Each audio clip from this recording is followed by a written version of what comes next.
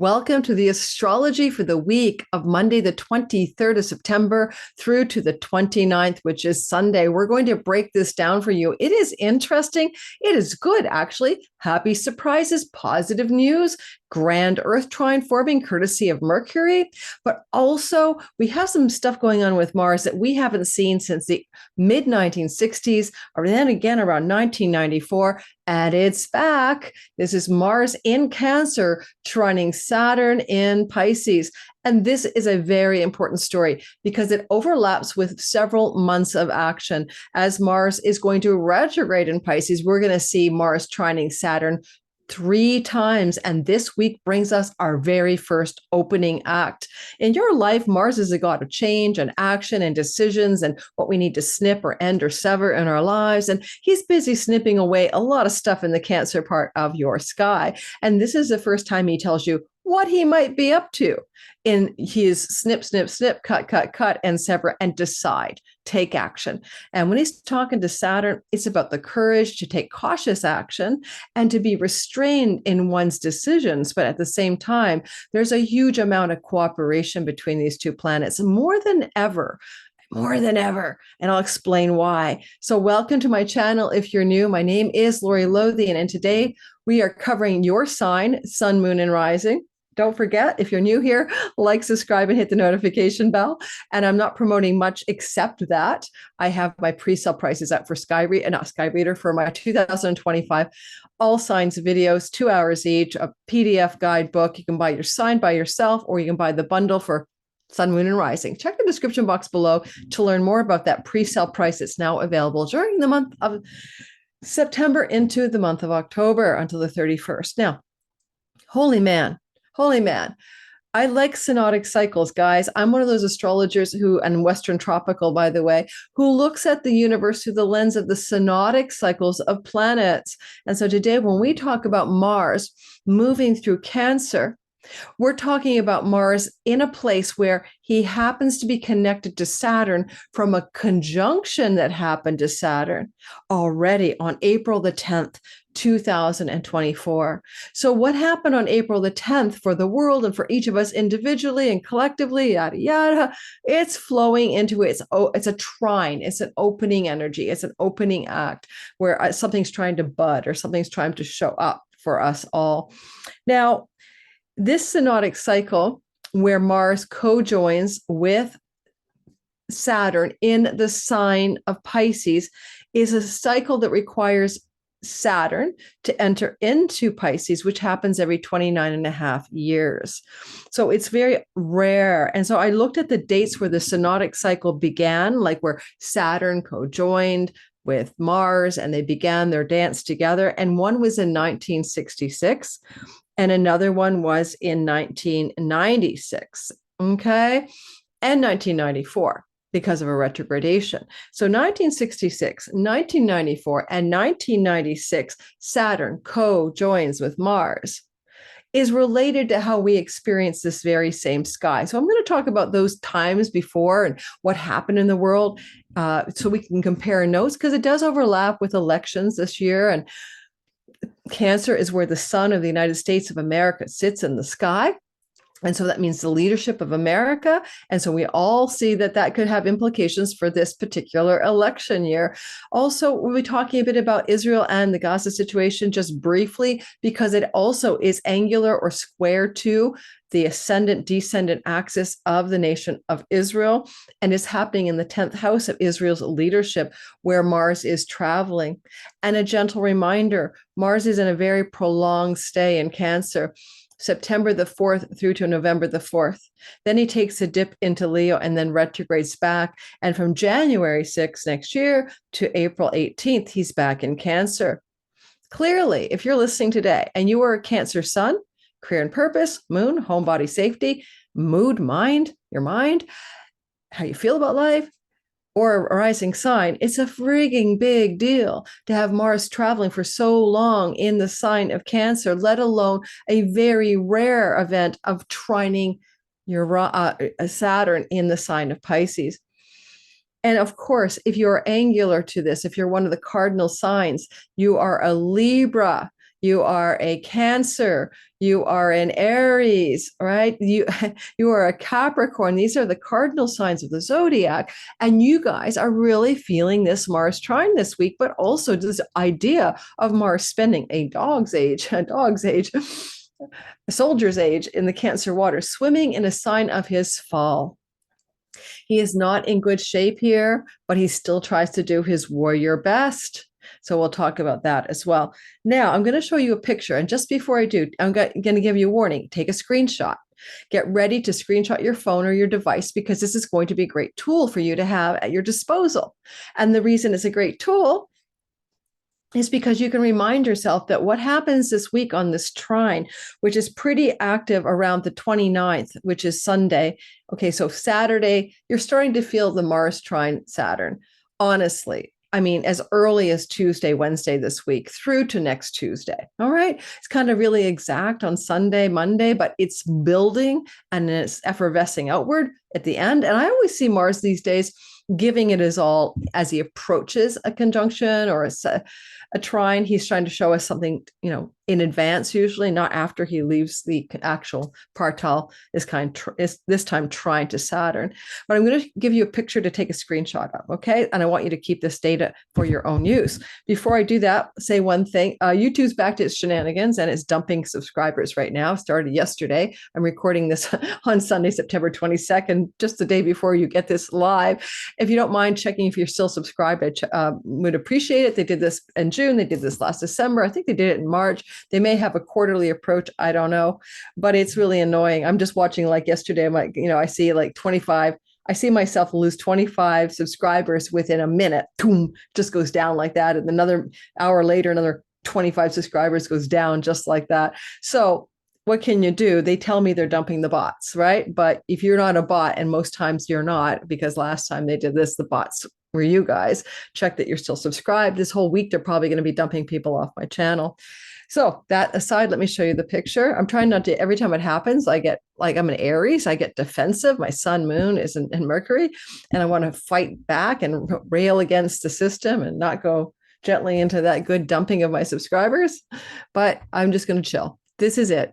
Mars in Cancer, trine, Saturn in Pisces. And what you're seeing here are the dates where this trine has happened before: 1964, 1966, 1994, 2003, last April, 2024, and 2043 is when it happens next. Now, the 1964 energy, right, is not probably as important as the 1966 energy, because in 1966, that particular trine was coming off a conjunction of Mars to Saturn and was a part of a Mars-Saturn synodic cycle. Okay.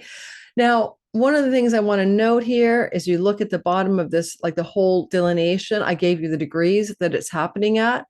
And of course, sun, moon, and rising, if you're anywhere near these degrees that you see here, to Cancer, March 30th, 2023. And that applies as well to the cardinal signs. You have the Capricorn, Cancer, Libra, Aries folk.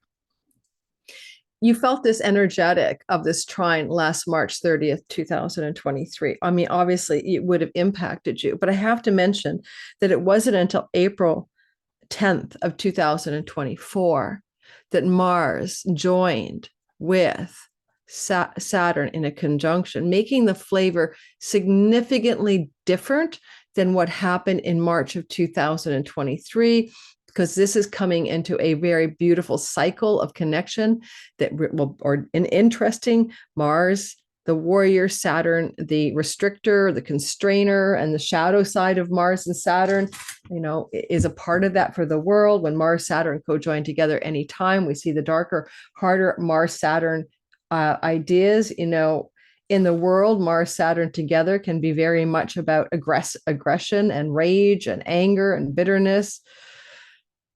And control of the peoples, especially control of boundaries of land, boundaries around what is okay. We know what is an okay behavior and action, especially with cutting war. And, remember, I'm just going to point out that we all thought that it was really unlikely that Israel had bombed a courtyard of a hospital at the beginning of the Gaza conflict. And now it's just every day. So what is considered a normal and okay action, like what's beyond the boundaries of what's okay, is what Mars is transgressing in an emotional way when he's in Cancer, where he loses himself to an emotional outburst. Cancer is protect the family, protect the home, protect the children. And Mars can lose his head here in a way because he loses his measure of calm. And the good news is for war in the Middle East, when Mars trines Saturn, some cooler heads could prevail. And with all the action in Libra, including Mercury and the eclipse on Israel's ascendant, we may see peace deals negotiated sometime in the month of October. Now, that aside, back to this chart, September 29th, 30th, Mars is going to end up in that trine, that flow, that beautiful energy of some support from Saturn that's going to feel good for working hard, being disciplined, active forbearance, getting things done, like your hard work and your decisions and your actions, even though you might feel a little emotionally burnt out, are being met by the God that allows you to do the marathon, not the sprint, and things can go in a steady and slow paced way to get a lot of stuff accomplished in our lives. And you're going to feel that energy building up Tuesday through to Monday, Tuesday next week, this trine energy here.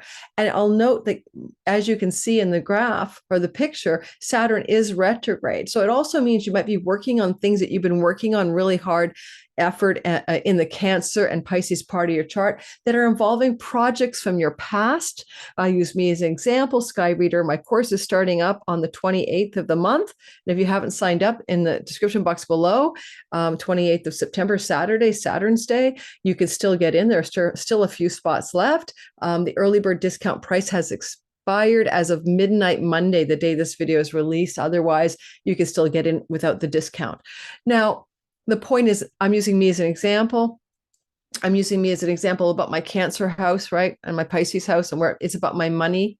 It's where Saturn is sitting, and Mars is in my work house. And I'm working really hard to create this course and get everything ready. Well, it's been done many times. This is my 5th time, but I can see myself moving into like a grinding hard work effort.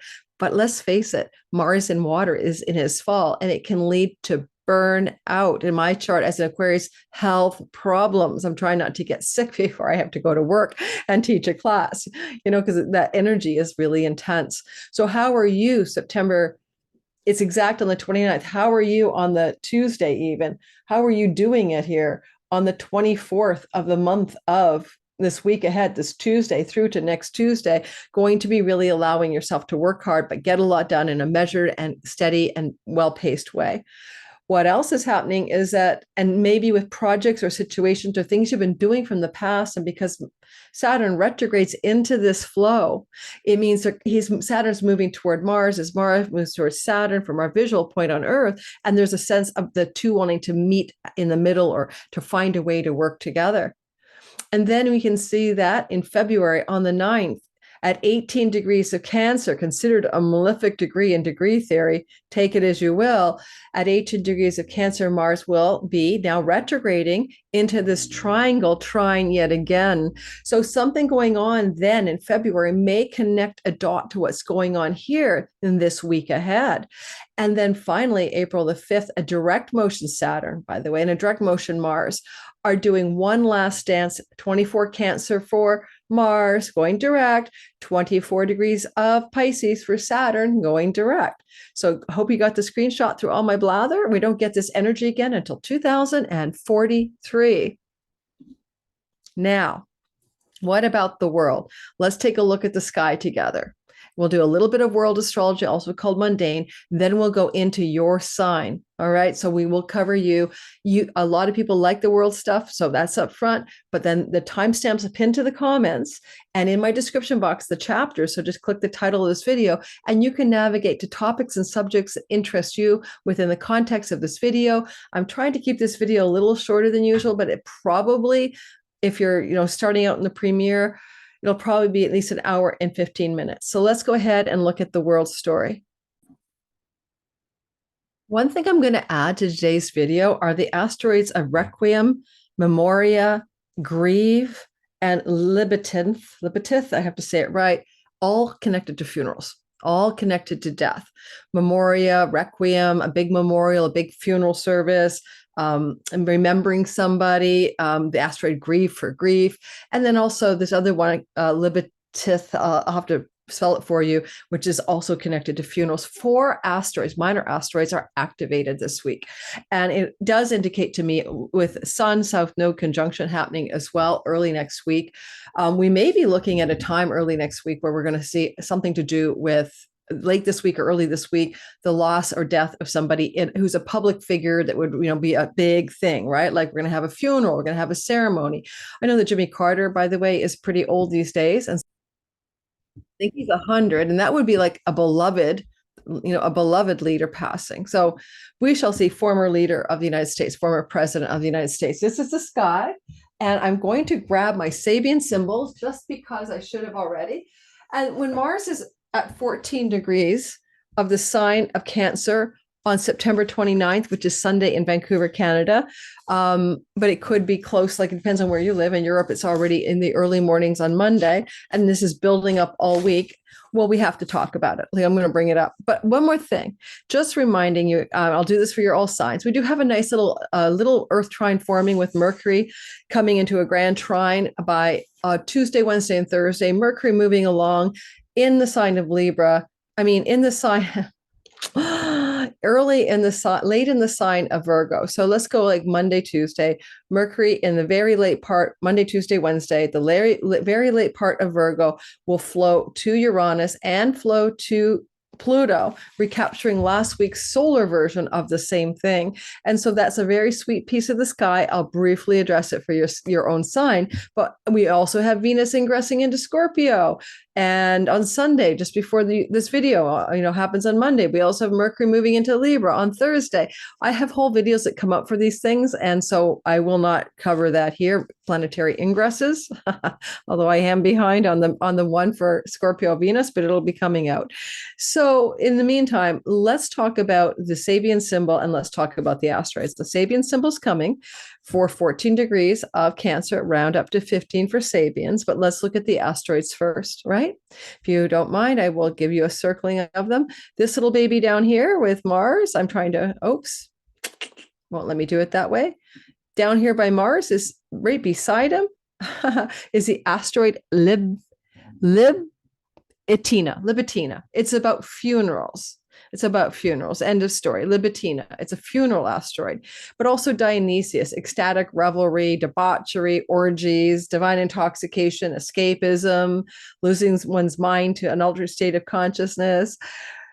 So we all see the P. Diddy story taking place in our news cycle. I pulled this chart up for my Patreon community, and we looked at that this morning for one of my classes. I won't do that here today, but it is literally, you can see the fall of P. Diddy, and you see exactly what's going on in his sky connected to the Libra eclipses where his Jupiter-Venus conjunction lie. And you can also see where Dionysius and Bacchus, the gods of orgies, are playing a very interesting role, collaborating with his Venus, the goddess of romantic love and sexuality, and Jupiter excess in Libra to create the whole sex club story. So we won't do that again. But with Dionysius Mars here, Mars is in his fall, a fallen male connected to Dionysian narratives would be a story that P. Diddy is having happen in his chart. And it is square his Venus, and it is square his Jupiter in Libra. And he's going down for stories of sex trafficking and debauchery and drug orgies, etc. So there you go. Well, maybe I'll have time to do a video about him just alone. But at this point, know that Dionysius on a fallen male, and also Mars' sexuality in terms of passion, that is what we're seeing. It's already in play before this week began. It continues throughout this week.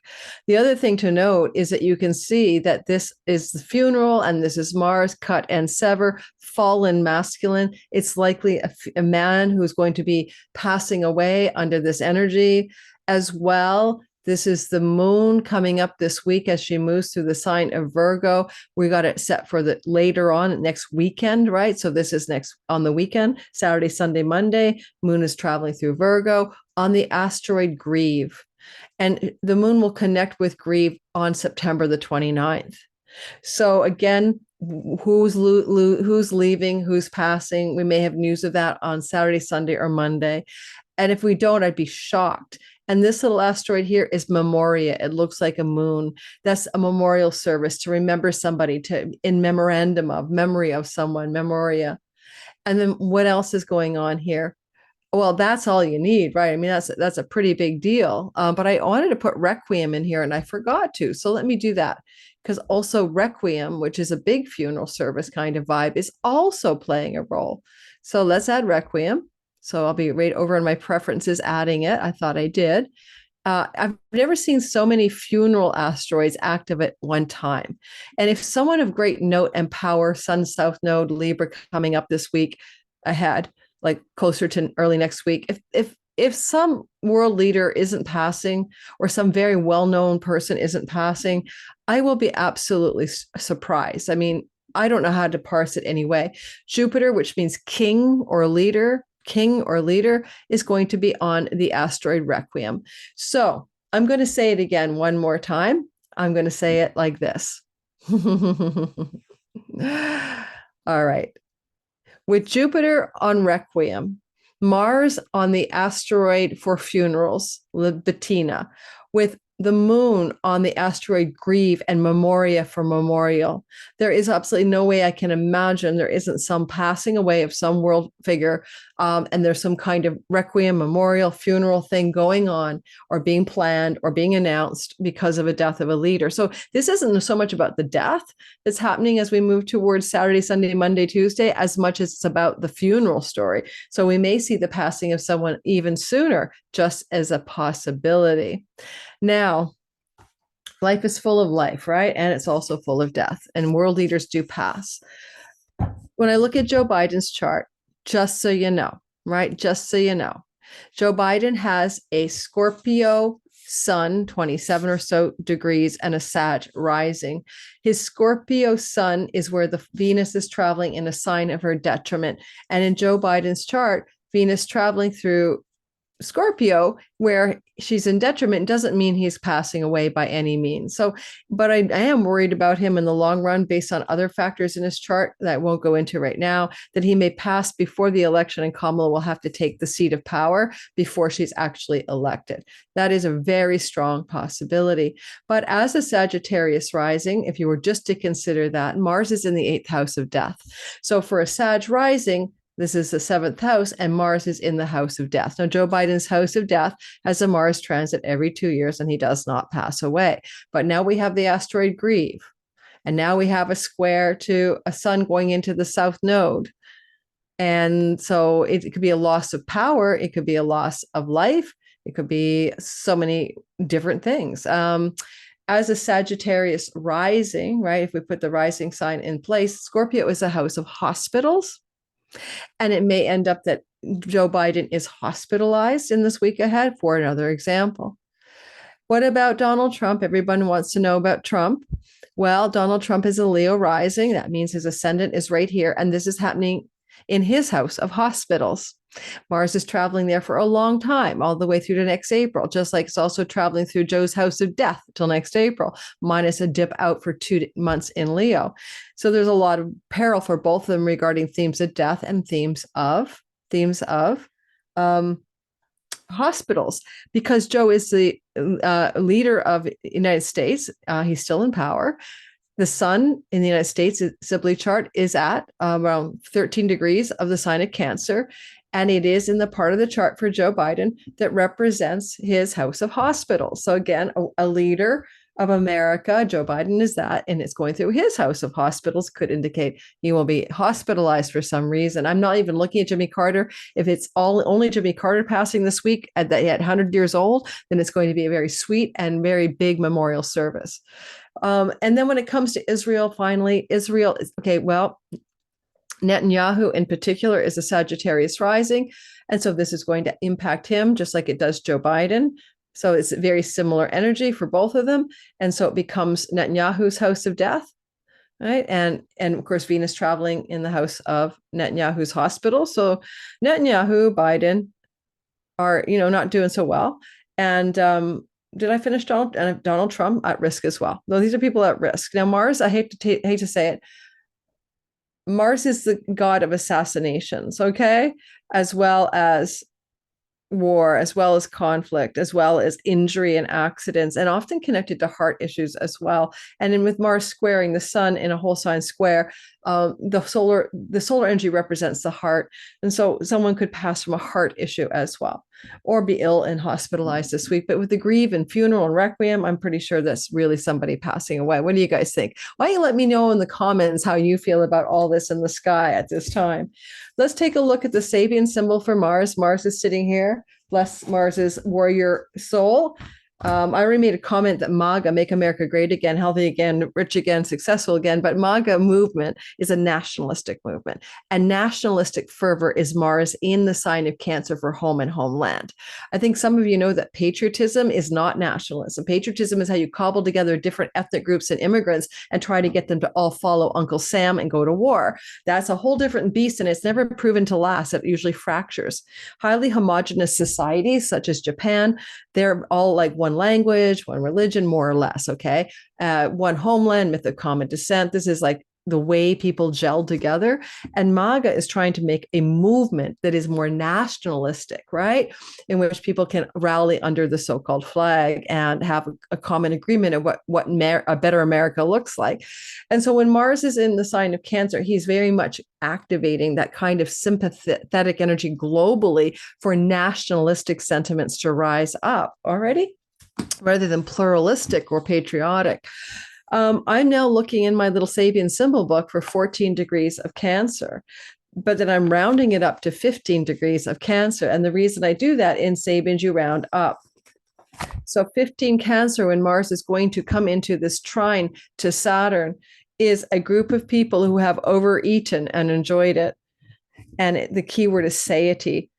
So keywords are extravagance, overindulgence, gluttony, indiscretion, hedonism, intemperance, satisfaction, gratification, and enjoyment. This is a Sabian Symbols book by Diana E. Roche, A Screen of Prophecy. Now, the only thing I can say that makes me think about the over gluttony, gratification, and satiation is Dionysius. This would be like gluttonous intoxication in some way. You know what I mean? Like revelry, ecstasy, gluttony, overdoing it, orgiastic delight. And I don't know, this is with Mars, right? This is with Mars, but Mars is a god of war. And he's in the 10th house of the nation of Israel, which is its leadership and its ruling party. Keep it in mind, make of it what you will. Maybe they're going to go overboard on something as a nation, as a, whatever they're up to. This Mars squares the ascendant of the nation of Israel from the 10th house, and is not good for the identity of the nation of Israel. That's for sure. Okay. Now,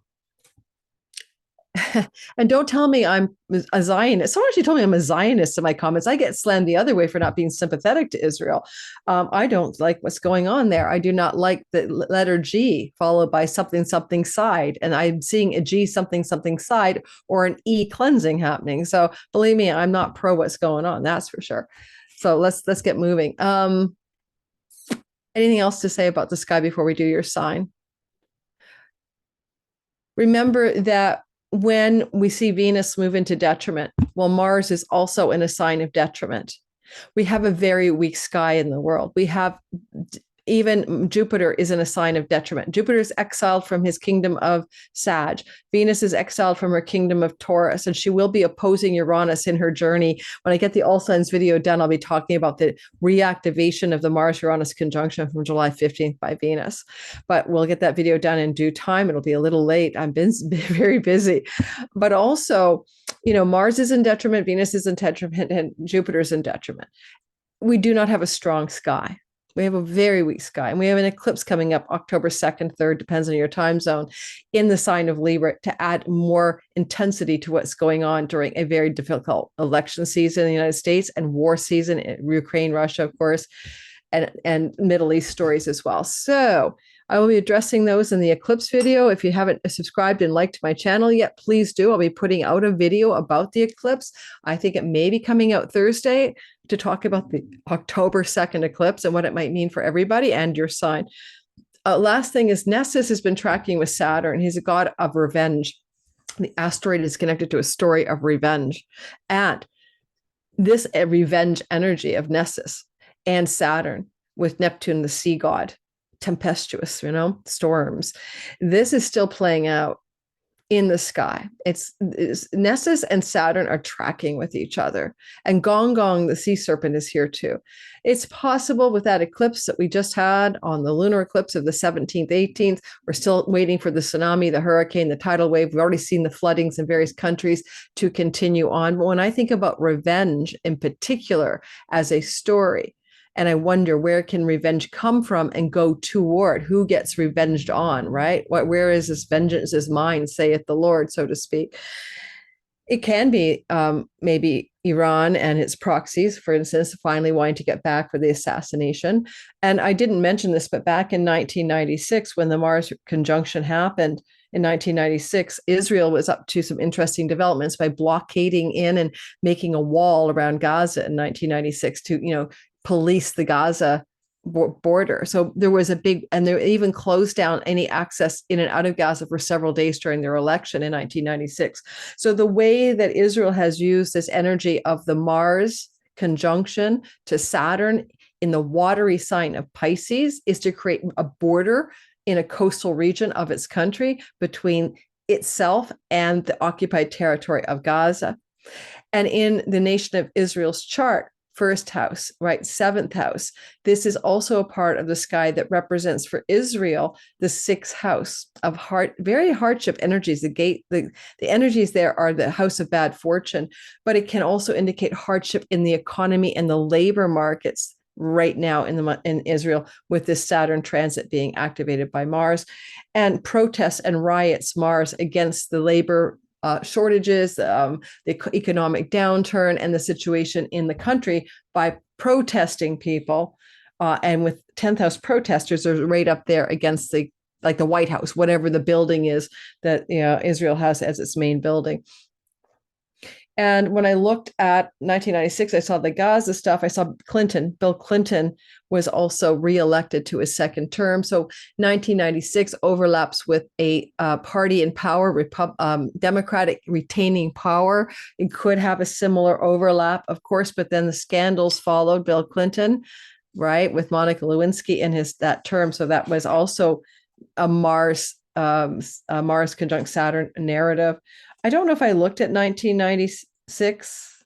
Oh, 1996. I'm sorry. 1996 is, Clinton, 1996. 1996 is the Israel making the Gaza border thing happen. Someone has time and you want to research 1966 in terms of U.S. history and Israel-Gaza stories, et cetera, or Middle East stories, please go ahead, and I'd love to hear from you. I'm not going to have time to cover that today.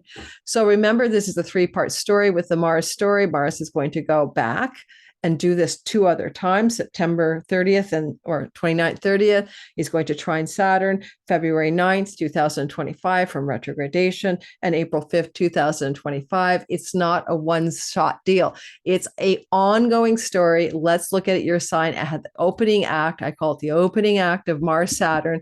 And think hard work, discipline, focus, endurance, constrained passion, cautious, constrained at Saturn, cautious, constrained, boundary action.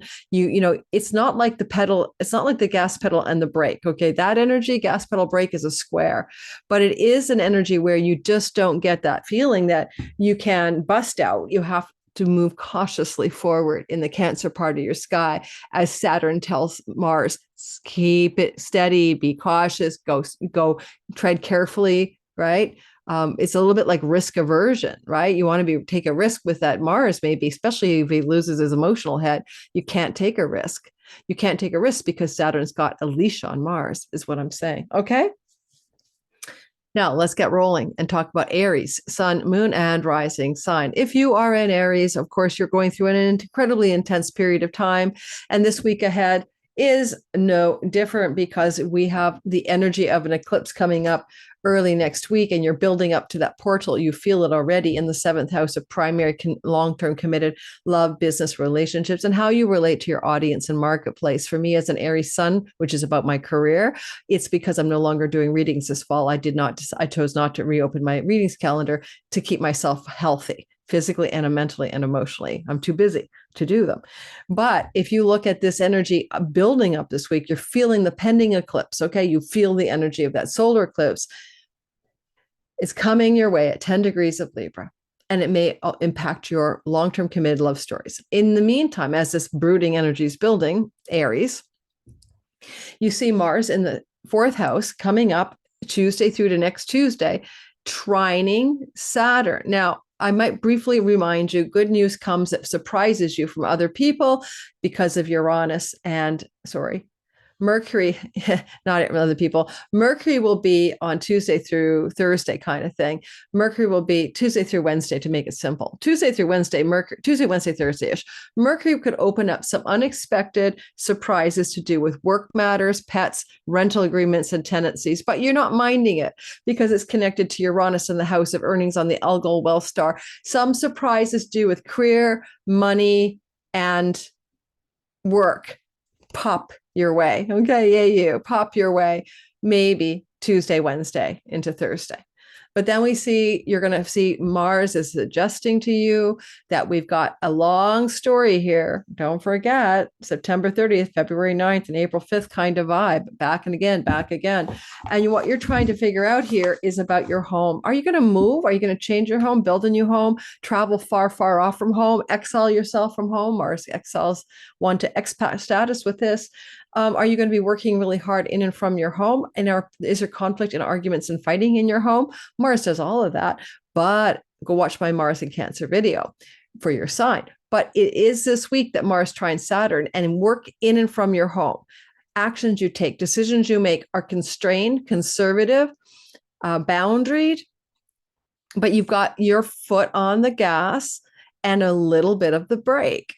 So you're really pushing ahead on something, but you keep braking. You know, those people break, right? That's what you're doing because Saturn is braking Mars. You want to plow ahead with great emotional gusto, but it's in the fourth house. So watch out. That domestic conflict can be constrained. That desire to travel abroad and never come back home can be a little bit tempered. Or the energy just of what are you doing at home that requires a lot of action, decisions, passion, and intensity of willpower. Because Saturn is helping you sustain your willpower this week, especially Tuesday through to Tuesday next week. Sustained willpower is yours. Watch for gluttony and hedonism. I totally get it with Dionysius there. Now, as for grief, because I used it for world events, right? There may be something you're grieving this week. You may be grieving some kind of thing from your childhood, some lost nostalgic story. Maybe there's a little bit of grief because Saturn's in the house of hospitals for an elder who passes this week in your life. You know, elders pass. Okay, elders like grandpa, grandma, grandpa, great grandpa, great Aunt Susie, Uncle Joe, whatever it is. You know, there may be a grief moment, but it would be an elder with Saturn here, not somebody young, not somebody shocking you because of passing. And then Mars is the Lord of your sign, and he's doing his best by you. And he does rule your eighth house where Venus will be moving in Scorpio. So he's trying to help Venus out, give her directions, you know, in her own home. The other thing is you may come into a little bit of a window of time in which some money comes to you from somebody from your family of origin, childhood. Yes, it's tempered here. You know, it's bittersweet. You know, money comes from somebody else, or even with Venus, the ruler of your seventh house, separation, divorce assets, money from a former spouse, maybe because of the retrogradation that's pending for Mars, but money can come through your sky in that area.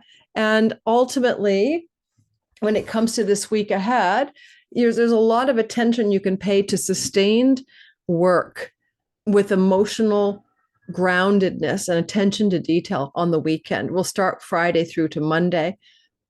Well, Saturday and Sunday for sure, with the moon moving through Virgo, right? Flowing to that Mars in your fourth house. And with Jupiter sitting this week at 21 degrees of Gemini on the Asteroid Requiem, we just keep baking in the potential for some particularly male solar figure loss of some sort in your life. Now, father figures are broad, right? It can be your beloved boss who's 100 years old, but somebody may be leaving the storyline.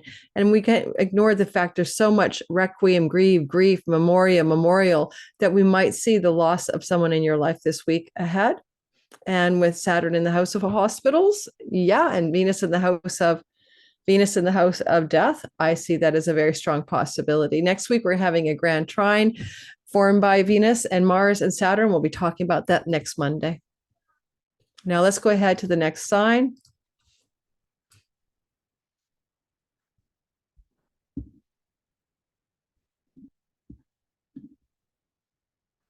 Taurus, sun, moon, and rising sign. Now, first of all, you are sitting pretty here, out of the harm's way of those eclipses right now, enjoying your reality. But you did have that Uranus conjunction to Mars on July 15th, and that plays out over 2 years. And you're going to radically change your identity, and you're not going to be the same person 2 years from now. You might want to watch that video that I did about the Mars Uranus conjunction in my big 2024 playlist. It's a big deal for Tauruses.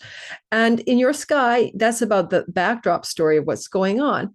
But this week ahead, as we move into the beginning, like let's go Monday, Tuesday, Wednesday into Thursday, we're going to start feeling what kind of surprise Mercury might like to deliver to your doorstep as he goes into a flowing relationship to Uranus from Virgo. He'll be at the end of Virgo and he'll flow over to Uranus here and he'll say, surprise. Well, you're the God with the freedom loving, freedom breaking, freedom is all your thing, individuality, doing your own thing, coloring outside your own lines. You are Uranus. But if there's going to be a positive surprise, it could be to do with the word money luck, anything that has to do with money and good fortune. Also, a surprise when it comes to a romantic partnership or an entrepreneurial business or a creative project. And it flows to the house of courts, legal matters, and judges. So also surprises with Pluto up there as well. And that trine energy, Monday through to Thursday. It's good news, basically, coming your way. But then as we move through to the weekend and we get closer to, let's go beginning like Tuesday through to next Tuesday and really epicentering on the weekend into Monday, we're going to see Mars moving into that trine to Saturn in the sign of Pisces, Mars, Saturn in your chart. Well, in essence, it feels good because it's flowing, but it's got some detriment. There may be something to do with brick and mortar businesses, online businesses, this is your third house, a younger sibling, one younger than you, travel or extended networks and neighbors and neighborhoods and uncles and cousins and nieces and all those folk, your extended kin, that is going to have some actionable action going on. Here, you have to contextualize Mars is going to be here for 6 months, right? Until next April, minus the dip.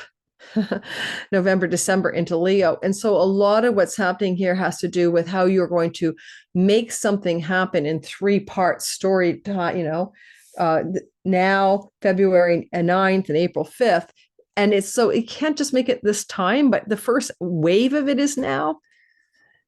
You could travel. You could get on a plane, train, or automobile and off you go. You're going to take some journeys this week. You need to get out of Dodge.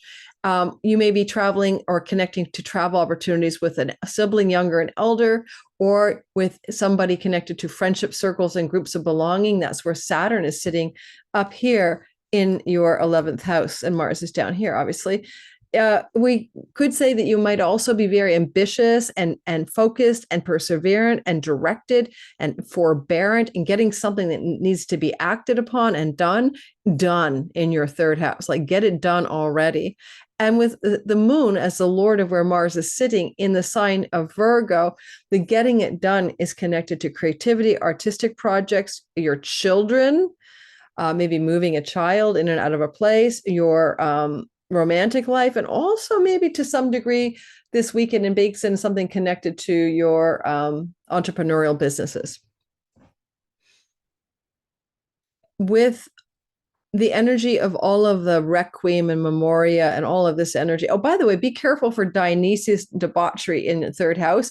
Pubs and restaurants and local venues and nightclubs are here. You could kind of lose yourself here. It makes the Eminem song, but lose yourself. This is something about be cautious here. You could have an overdose of debauchery coming up on the weekend, next weekend, this coming weekend. However, we talk about all the memorial and the requiem and all that. It doesn't have to be a person. You could be letting go, something, grieving something, nostalgically memorial about something. But if there is some sense of some passage of a person, right? An elder friend or a very elder sibling. I mean, we're not talking about your 15 and we're talking about your 20-year-old sibling.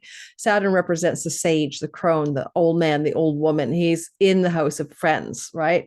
But, some of us have friends that are quite older than we are, like way older. So an elder friend or a much elder sibling, an ailing and elder sibling, could be in a readiness to depart the planet. This is general bell curve astrology. That's all. Just relax about it, guys. And I also would say to you, given that Mars is squaring the South Node, North Node, eclipse energy that's coming up next week, there's a precursor to this Mars transit that might suggest that you're getting ready here to make some significant changes in the work you do in the world or in your health routines. And this eclipse is definitely going to help you with that, your work routines. But this Mars is doing what's necessary to prepare for that. And so could you change your neighborhood? Could you move to a new neighborhood? Could you passionately do some research or investigation? Think it's the thinking house of ideas to improve your health? Possibly. And I'm not sure, but like there is a Mars square Juno and a fracture breakage this week ahead into next week of a partnership or agreement or contract or legal contract is all possible as well. Now, one thing about Mars down here is he's a god of travel. What kind of travel? Everything. Planes, trains, and automobiles, right? Ferries, etc. And you travel on moving vehicles that require piloting, right? And you definitely are looking at a travel house. And so I'd be shocked if you're not going to do some sort of travel as a result of this, even if it's just a weekend getaway, even if it's just, going down the street.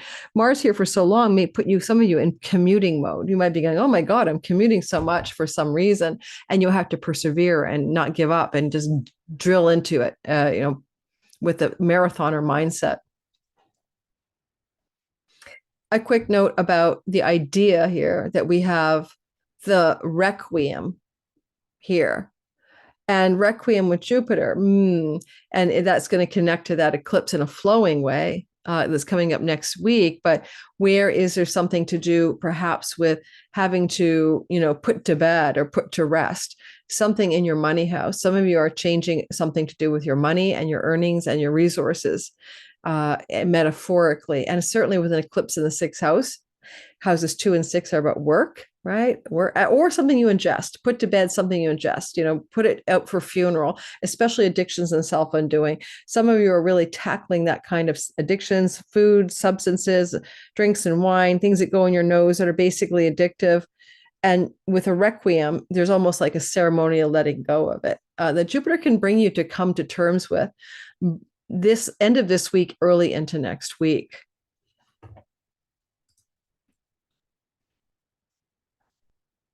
And we're going to go into the next sign.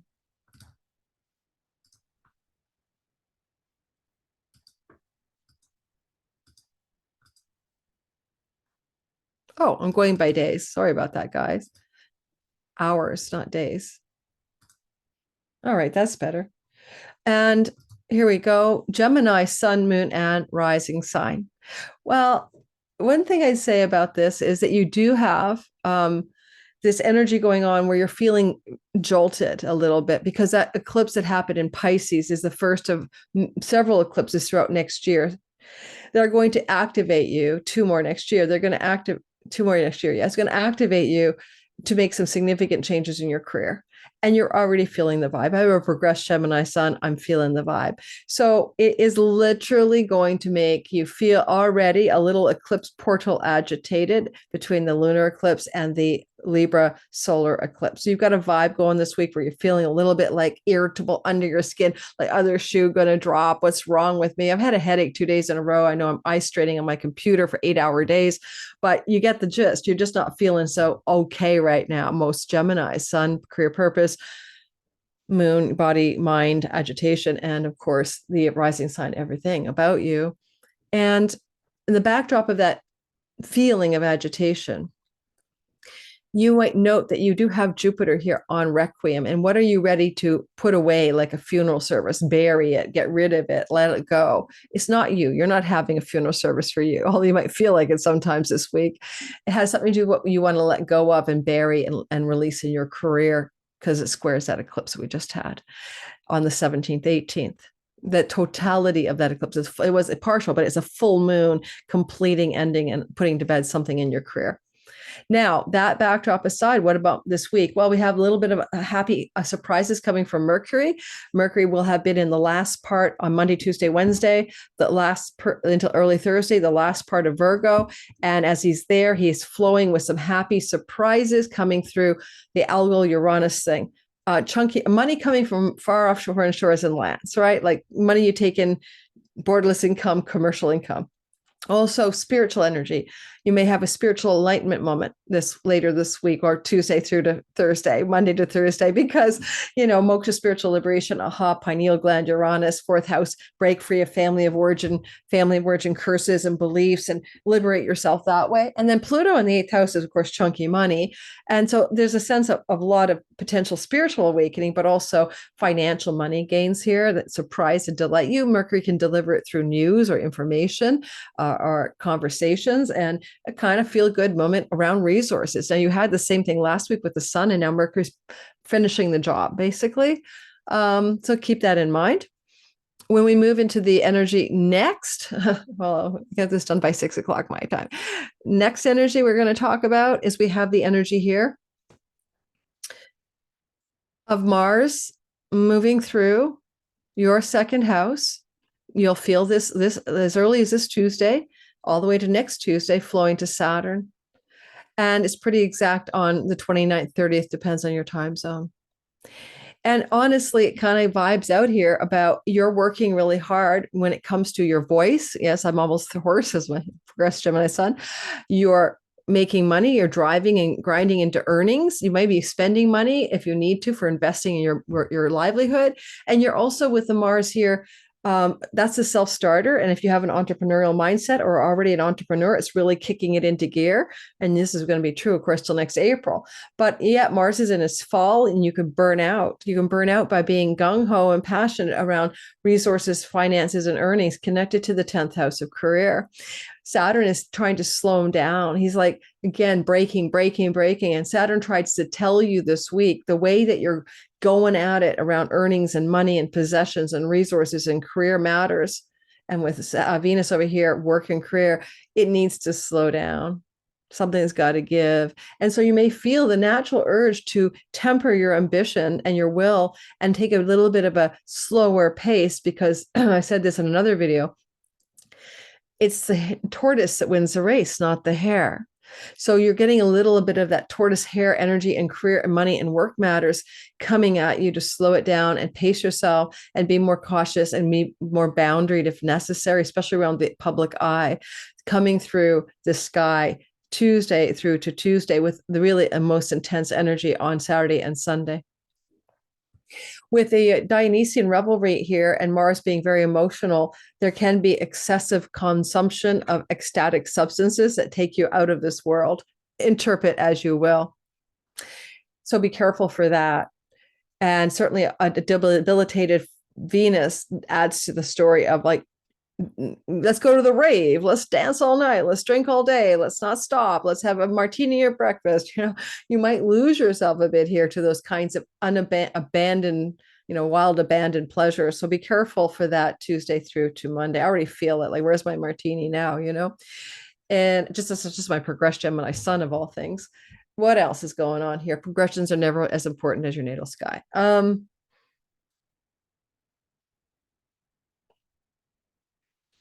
So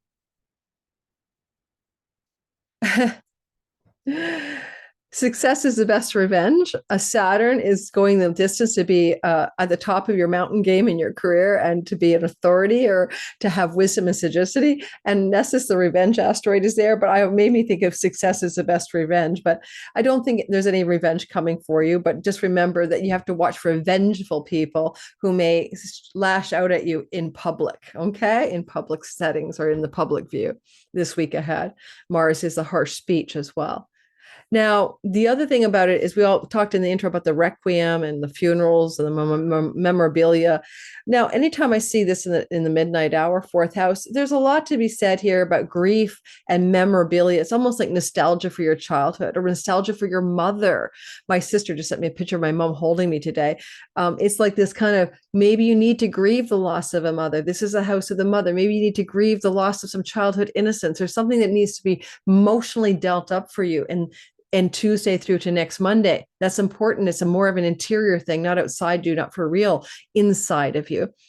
Now, also, we might notice that we have the asteroid for funerals here with Mars. And so there may be a need to literally dig a hole and put to rest something that is not your cup of tea, to do with the way you make money or what you put in your mouth and your nose, right? So there can be a letting go of those things too. I'm going to grieve my gluten, right? Or something like that. I'm no longer going to eat it. I'm going to have a memorial service or whatever for it, a funeral for the gluten I'm not eating. And you may be required to speak at a funeral or speak at a wake or something like that, because this is the house of speech. This is the asteroid for funerals. You have Requiem this week on your Jupiter first house identity. So you may be asked to sort of get up and lead and do a speech at some kind of memorial service for somebody this week. That could be very literal for you, just very literal, connected to members of your family of origin and likely an elder, because Saturn's in the mix, right? And likely an elder. Let's move on.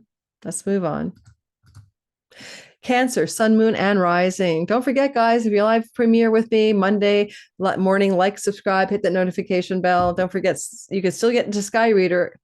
Doors are going to close soon, but we're still open until the end of, hang on. Doors close midnight on Friday this week. If you want to get into Sky Reader live class with me 6 weeks long, be your astrologer, time of your best life, info in the description box. All right, getting dark here in Vancouver, Canada. I cannot believe I'm making a video almost dinner time. Oh, guys. Yes, I know. Cancer, sun, moon, and rising sign. It is a story here where you have Mars going through your sign. Watch my Mars in Cancer video. You need to watch it. And that's already out in my playlist on my channel. Or not a playlist, it's just there. Go scroll through my videos. My 2024 big transit videos for sure. And so you can be grumpy, you could be irritable, and you can be very emotional. So you can lose your head, your temper for sure, but you may be kind of swamped by your own feelings in some way. You might have hidden anger that comes excavated out of you, or resentment, irritability, grouchiness, and that's going to be with you through to next April minus basically November, December. So you've got this Mars thing to deal with. And that said, this week ahead, we've got a few stories going on. Number one, because you're cross-angled in the crosshairs of the Libra Aries eclipses, the eclipse that's coming October 2nd in your fourth house of homeland, property, real estate, and those you live with. Is it time to someone move out of the house? It's time for you to de-nest, downsize the home. Are you letting go and surrendering something to do with property, land, real estate, or childhood stories? And that energy of that eclipse coming on October 2nd, 3rd is feeling its way towards you. This week, you're feeling the precursor energy of the eclipse, okay? And you may feel a little bit out of your element, destabilized, grumpy, irritable, or just off your game this week ahead.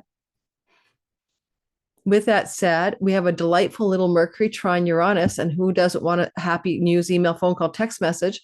And this is Uranus, and it's a lightweight touch. It happens a couple times a year, but here he's trining from the house of your childhood and Libra, which is one-on-one relationships, also connected in your chart to maybe your mom or your dad or family of origin members, and it flows to Uranus. And this is Tuesday through to Thursday, maybe, with some happy surprise energy. I'm sorry. This is what happens when I'm working too hard. I apologize. Sorry. I apologize. Let me get back to the real story. It's here because, of course, Mercury is at the end of Virgo. So it's coming through a sibling, younger or older. younger and older sibling, one above and one below. Surprise, good news, hallelujah. And or an unexpected travel opportunity with a sibling or a friend, or they're going to visit you. Some unexpected career gains, like this is your career gains here, connected to people who help you, allies, benefactors, or elder sibling. And this is the online world. If your career is involved in the online world, and that's exciting, then you'll have some very surprising, positive new developments. Because there's also activation from Pluto, it can also look like a surprise with your long-term committed love stories and your audience and marketplace. Because we're going to end up with a grand trine happening here, right? And really Monday through to Thursday. And so it looks really good for good news connected to all those things I just outlined. Now, as we move out of that energy field and we move into the Mars story, which is percolating all the way starting on Tuesday through to next Tuesday with epicenter, say, Saturday, Sunday, Monday, Mars is sort of telling Saturn, and Saturn is telling Mars we need to work together, and they're moving toward each other because of the retrogradation. Saturn says Saturn is saying, Saturn wants you between now and 2026 February to really stabilize your faith. What do you believe in? Do you need to join a religion? You need to find a meditation group. Where's your spiritual life? What's the meaning of your life? And where's your dharma? And how do you align with this thing called purpose in life? And that's a story anyway that Chiron digs into as well in your 10th. And so Saturn is helping you make some ground there in a positive, slow, steady tortoise and hare way. And Saturn can bring you guides, mentors, teachers that are going to help you find deeper purpose in life. And Saturn up here has got so many things you can do. But this week ahead, I would say that matters to do with legal and lawsuits, especially with Mars. He's the god of lawsuits. Lawsuits and legal matters are stabilizing, cautiously looking optimistic. Things are moving forward. Long distance foreign land visa applications or travel plans are going to consolidate more as this energy picks up Tuesday through to next Tuesday. Things to do with publications and book publishing industry for any of you involved in those endeavors are going to find new positive outcomes, especially with Saturn here. It would represent a traditional publisher and a publishing house, not you doing this on your own. And you may have some positive new momentum with that. Mars is momentum, but you're taking actions and making decisions to bring this into form. And although you are the race car, Saturn is the tapping the brake to slow it down and take a nice pace and not to go overboard, and think about the marathon, not the sprint. Now, also, we have a tremendous amount of asteroid activity suggesting memorial service, funerals, requiems, all of that stuff going on. And it doesn't mean everyone's going to a funeral, every sign. That's really not dumb. You need to watch for escapist tendencies this week because of Mars traveling with Dionysius. Overdoing your escapist pleasures could happen in general here. And with the moon on the weekend traveling through your 3rd house, that would be going out to restaurants or bars or debaucherous journeys and travel opportunities, that are just about pleasure and overdosing on fun or ecstatic revelries. But on that aside, I mean, you have to say Lipititha is here, the asteroid for the funerals. And Mars is, you're not having a funeral, you're fine, but you're addressing decisions and actions connected to the word funeral. And Saturn in the house of heaven, being an elder, and Neptune, a foggy elder, maybe, by the way, who's lost their mind, may be passing. That could be that. Jupiter is with Requiem in the house of hospitals. And then the moon, which is the emotions, is sitting here with also asteroids connected to memorial services and letting go and all of that. You might have to travel for a funeral. You might have to go somewhere to respect the dead or something like that. The 9th house can be father figures. The sun will co-join the South Node next week in the house of family of origin. So elder family of origin, father figures, someone maybe passing here.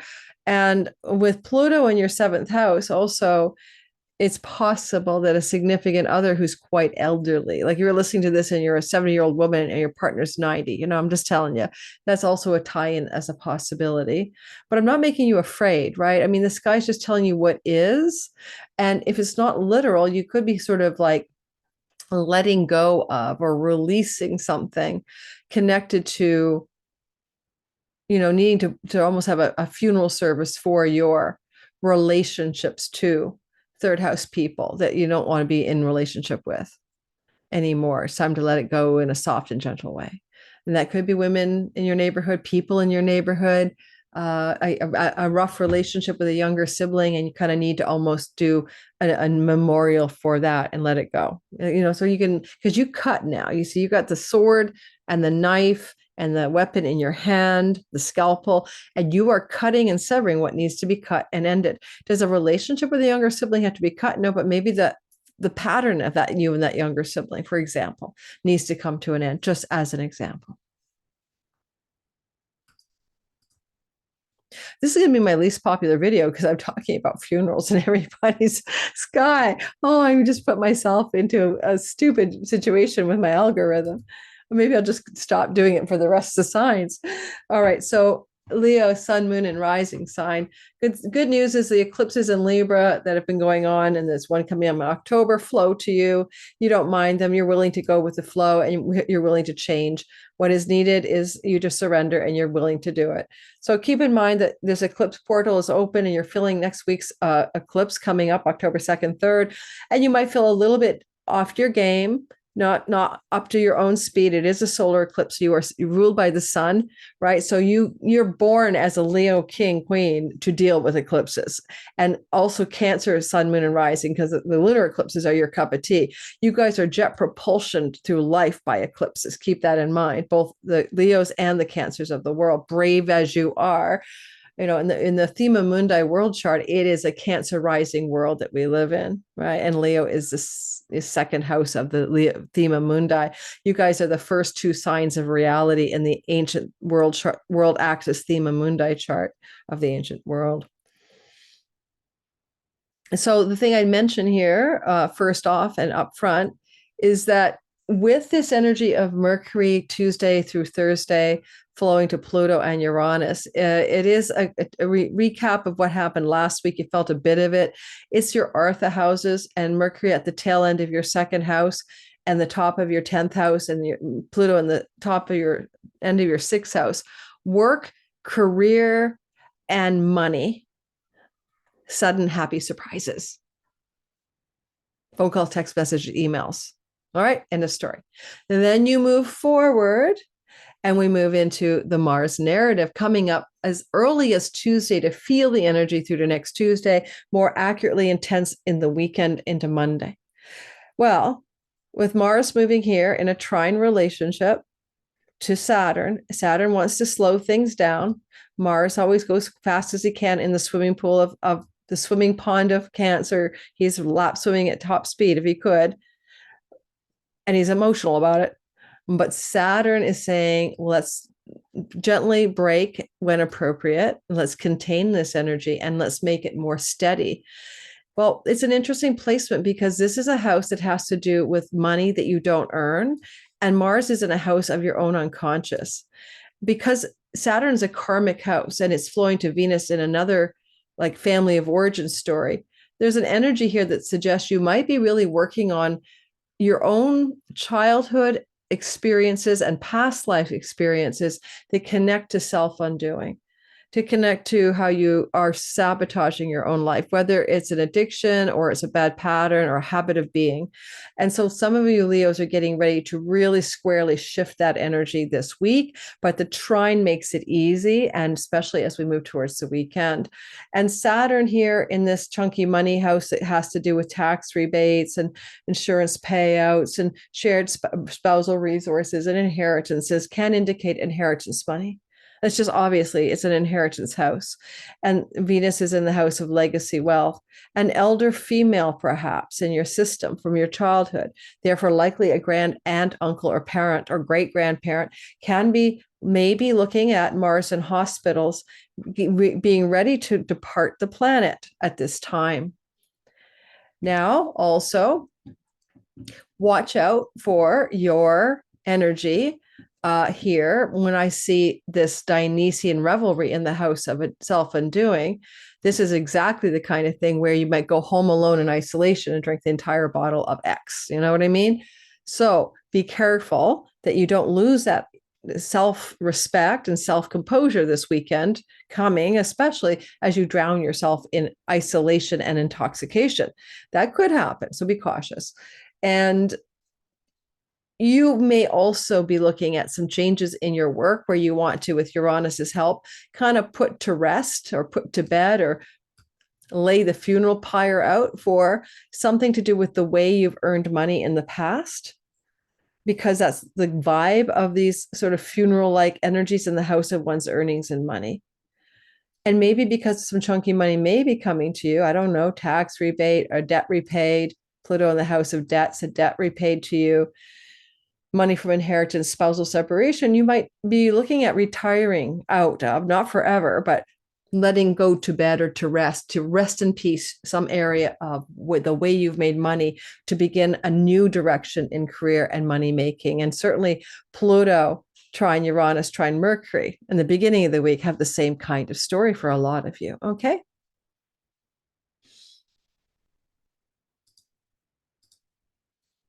Now we're going to go ahead into the next sign, which is, at this pace, I'll be here till 8 o'clock.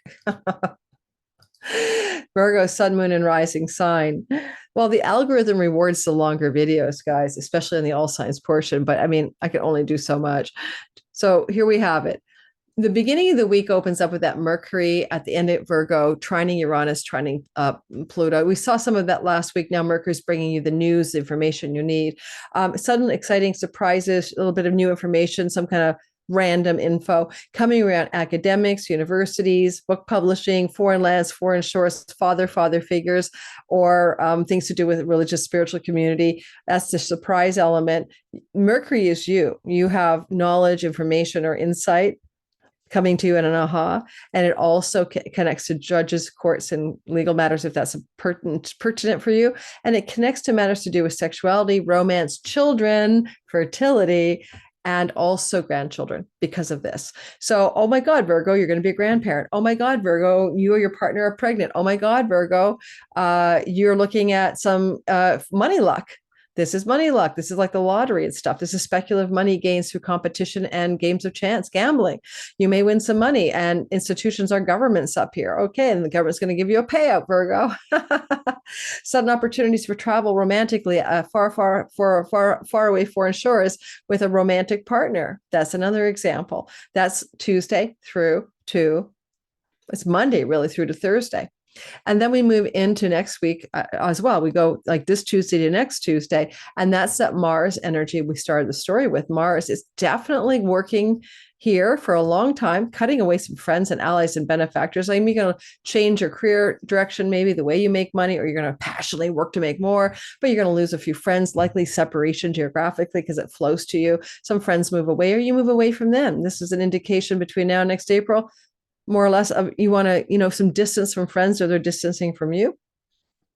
At the same time, when I look at this weekend coming, epicenter, Saturday, Sunday, Monday, starting up Tuesday, Saturn is like the controller, and the controller, the authority, the caution, the boundaries is coming from their marriage type partner, or your business type partner, or a very strong client figure who you almost have to bow to because he's the authority figure, or the elder client, the elder mate. Now, the elder mate in long-term love relationships is usually minimum 6 to 7 years older than you, right? There's a Saturnian age of 7. So if you're in a partnership with someone 7 or more years than you, then this is that person especially. So they're not elder per se, but they're older than you by the Saturnian 7-year age. And that's the first quarter of a Saturn square.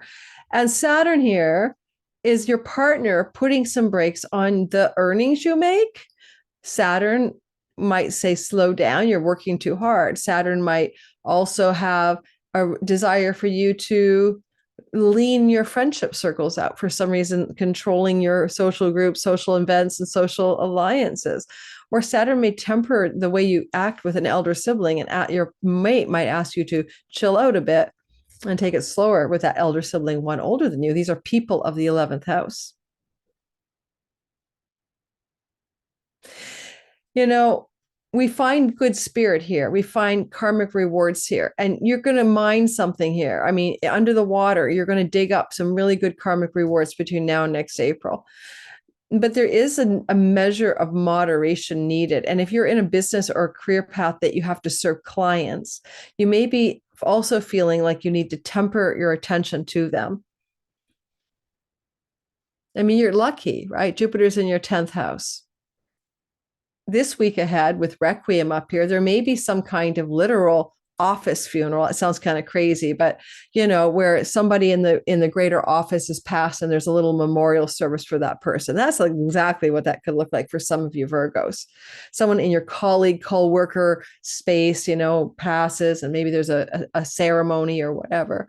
You are feeling that eclipse coming, of course, October 2nd in your earnings and money house, but that also is activating a change of dietary style, a letting go of the food or substance that you put in your nose or mouth that's not good for you, and activating it so you can really let go with a good bang. And I'll talk about that in my eclipse video. But also let go of your hustle for money and let go of your desire and fears around money. Let God around money is basically it. Now, you're feeling the wave of that eclipse coming at you. So you're here, guys. This is you on the weekend. You're a lunar, you're emotional, but you're also, grounded. It's Earth. And you're looking at your life or reality through the lens of these asteroids. So clear all the drawings, reminding myself who's who in the asteroids again. Yeah. So you're looking at yourself experiencing grief, right? And memoria. So memorial, memories, sadness about memories from something in your life. It does not mean that you're dying. There's no funeral for you. And you're probably not even at a funeral per se, right? Let's just call it a spade here, because I don't see that in this chart necessarily. The worst I can say is something happens with a friend. All right. And you could be grieving a friend for some reason. And maybe for the friend, they've lost someone and you're sad for them. So you're just feeling this kind of memorabilia, memorial, sad, grief energy coming on for you on the weekend. And so it's not here yet. Take a relaxation break. It will be here on the weekend. You'll feel it maybe Saturday and Sunday the most. It could just be a wave that's passing through you. This too shall pass. It's your emotional set point. Okay, on the weekend. And it's a balsamic moon on the weekend. Sure, I'll join retreat called a balsamic moon, like balsamic vinegar. And the balsamic moon is about the wisdom and the surrender of the wise soul. So you have a mystic surrendered state of sort of grief and memories from the past, and you're sort of moving through them in some way. And it may even connect to memories that come out of here to with matters connected to old romantic partnerships or romances, Pluto's retrograde from your past, and some nostalgia and some memories and some grief going through you about those past romantic partnerships, or to do with sadness around one of your children. And it doesn't mean there's anything happening to them. That's not at all what I see here. I think they're fine. I mean that maybe you're nostalgic and you're sad about things that have happened to them, or the way their childhood went, or the way you parented them. You know what I mean, right? You get the gist. Libra, sun, moon, and rising sign. Am I only halfway through? Libra, sun, moon, and rising sign. I need my man to make me a martini. I'm halfway through. I need a big, more stiff martini, baby. I'm losing it here. Oh my God. Libra, sun, moon, and rising sign. If you get less on the second half, you're going to have to give me mercy. Okay. Lord, have mercy on me. All right. Libra, sun, moon, and rising. It's been a long day. You guys are going to experience this sense of the impending eclipse coming. It's in your house. It happened last fall. It's happening again. You are in the crosshairs of eclipses. Life is changing. You are changing. Healing, chironic wounds, and long-term love. Many things are changing. You need to watch my eclipse video. You don't feel yourself this week. There's no doubt about it. That said, we also can note something else. Happy little surprises coming through your sky, through Mercury in the 12th house, in Uranus here. Go back and watch last week's video for the sun. Same idea. Home, property, real estate, chunky money, commission, real estate, money, selling a house, buying a house, renting a house, money from abroad, foreign lands and foreign shores, surprise, or a spiritual breakthrough, moksha liberation, Tuesday through to Thursday. Then you move forward into the Mars story. Mars is saying, I am moving through your 10th house and I'm trying to change your career. Some of you are going to quit your job, quit your career path by the time you get to next April. It's a rare event to have Mars up here all the way through 6 months -2. So because that's going on this week, you might be looking at some impetuous emotional moments where you just want to quit your job or you almost get fired. And that's a possibility. So be careful here because Mars, even though he's trining Saturn, he's still in a place of his fall. And the last thing you do is fall out of your job when you don't mean to. So be careful. But we also can say Dionysian ecstasy. Don't overdo it. Don't work too hard. Don't lose yourself in work. That's what could happen. And you can also see that Saturn is saying tempered caution, go slow, pace yourself in work matters, especially because your burnout to your health is a risk for all Libra rising, especially and sun. Now, elementally here, this is water. It does allow you to flow in your work and flow in your earnings. But again, Venus in detriment, Mars in detriment. The downside of the flow is you lose your way. You are going to burn out. You're going to physically be challenged if you don't steady yourself. So I get a sense of all Libras anyway being unable to find work-life balance. If you ever had a Libra in your life, I had hundreds of clients, by the way, thousands. You guys always either work too hard or not enough. You are like teeter-tottering out all the time. So this is a time where the sky gives you Saturnian support to be actively forbearant, disciplined, a marathoner in work and career, ambition, will, and power, but with a measure of the slow it down that allows you not to get sick and completely lose your shit and maybe get fired or quit your job from frustration, because Saturn and Mars can be frustration energy. All right, now there is a bit of a requiem and funeral thing going on in your chart. It connects to past lives. Funny enough, you may not even be knowing what you're so sad about, what your memories and nostalgia are about, your emotions on the weekend coming up, right? You'd be like, I don't know what this is about. I'm just having a bunch of feelings, especially regarding your childhood, right? Pluto retrograde, mom, dad, childhood stories, past life, childhood stories, loss of people in your family, past, your parents, grandparents. And you're going to have maybe a Saturday, Sunday kind of resurgence of this and feeling really nostalgic, and memories will flood you and a little bit of grief in there. You could also find that with the energy here of this funeral, like Libertine is up here, Libertina or whatever, there may be some kind of needing to almost have a service in your own mind, a funeral service in your own mind for a career path that you're getting ready to cut away from. I mean, well, for 6 weeks, every 2 years, Mars makes you work hard in the 10th house, not with the Saturn in the 6th house, right? You're going to end up wanting over the next year or so, a lot of you to close down a section of work, to let it close it down, Mars, to close the door, to end it, to release it, to cut it off. And so already I know a lot of you know what it will be, right? It's just not going to be sustainable. And you may be already looking at how to bury it, how to put it to rest in peace. And possibly an elder colleague, coworker, boss thingy will be retiring and we'll have a service say goodbye, or someone in the workplace may pass who is an elder sometime in the week ahead, especially with acknowledgement toward the weekend. I know I probably didn't give you enough time, Libra, and that's where you have to be merciful and compassionate toward me. Scorpio, sun, moon, and rising sign.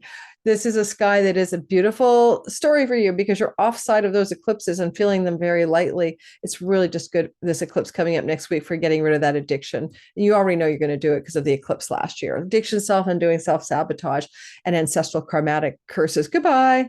So you're not really feeling too heavy about it this week.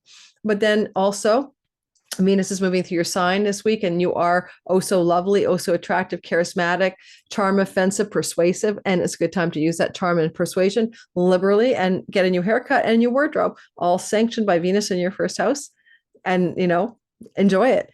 Now, energetically, we move into the Mars story that is going to be very important because there's 3 parts to this, and it's rare.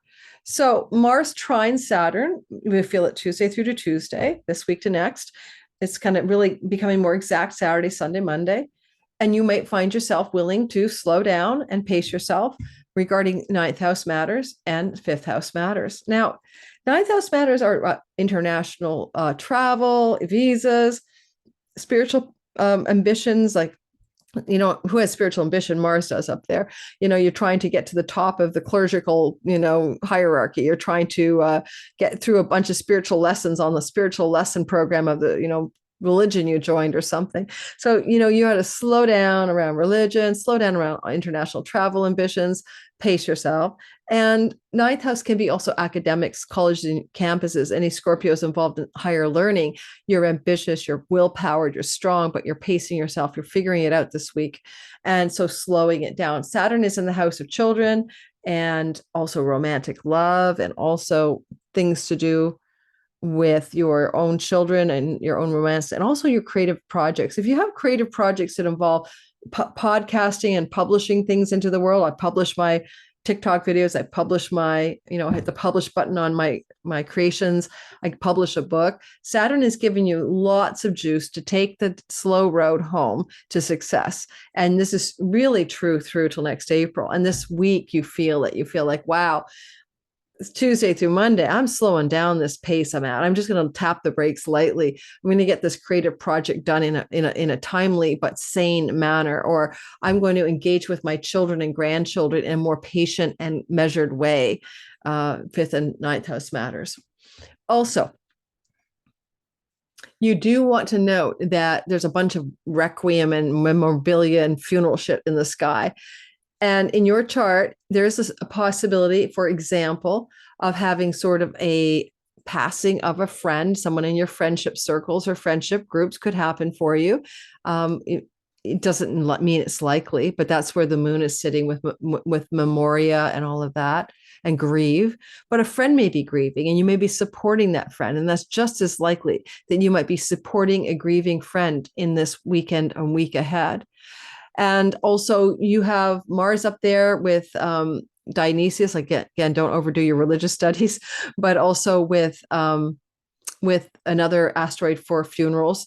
And Mars Saturn means elder. And there can be a funeral for an elder, but the ninth house is indicating also more like somebody to you that would be a mentor, a guide, a teacher, but maybe a father figure. And Jupiter is in the house of death and in the house of inheritances with Requiem. So in your case, it is very more literal as a Scorpio that you may experience a death of somebody that you look up to that's like a father figure that could be passing at this time, or that there's just news of some sort of inheritance money coming as well. Just a thought. Now, this is general bell curve astrology. And of course, every Scorpio is not going to have this story happen, right?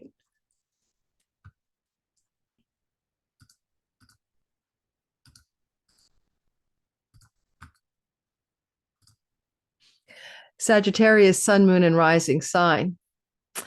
It is a sky that is opening a doorway here of eclipse on next week, but you feel the portal this week of this eclipse. So you're kind of feeling a little bit uneasy, but not too bad. It sextiles you.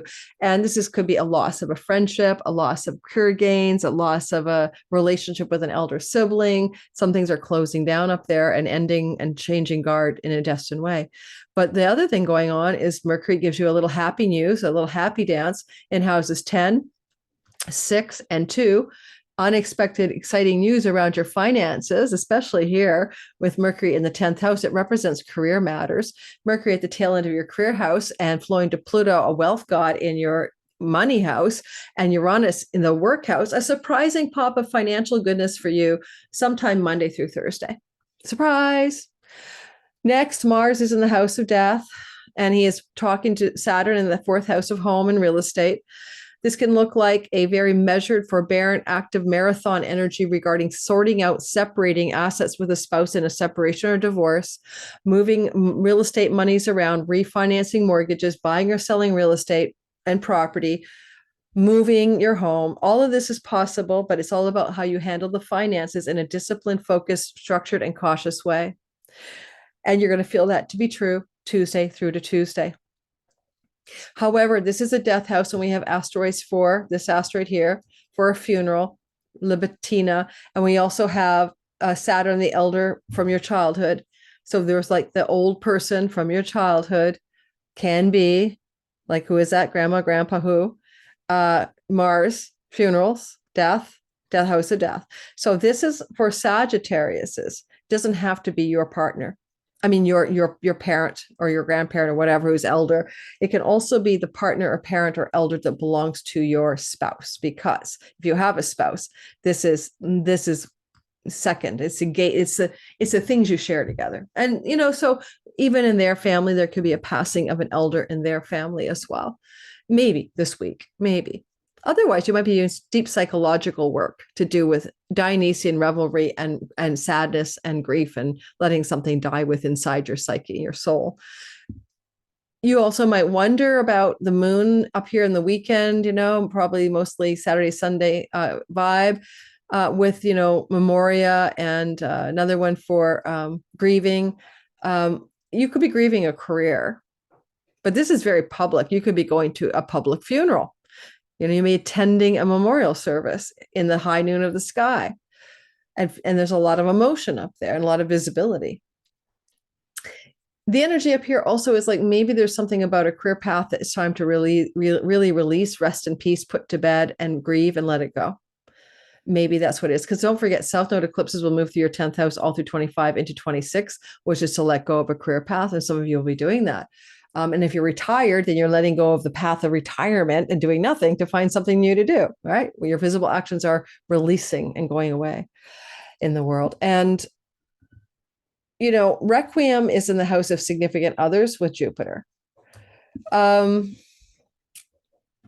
asteroid Requiem. You could be having a sort of funeral service or a memorial service for your end of your marriage, or a funeral service or a memorial service for that your partner's involved in. Like they have to go to the great grandpa's funeral and you're like involved in it because you're witnessing it from here. Okay. All right. That's all that could be, or what it could be. And again, we're seeing that energy thrusting forward into the sky Tuesday through to next Tuesday.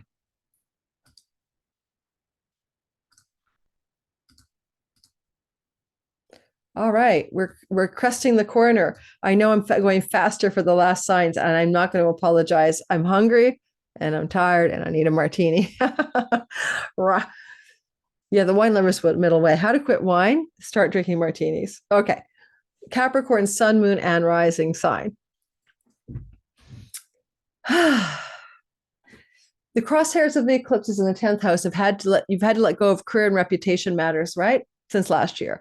And you feel destabilized a bit this week because there is a desire for some kind of release yet still in play around your reputation and your career and your social standing in the world. You've been dumping it down the drain for a year and a half now. And you're like, okay, what's left to dump down the drain? I'm completely emptied out up there. Not quite yet. Next October 2nd eclipse is coming up for you.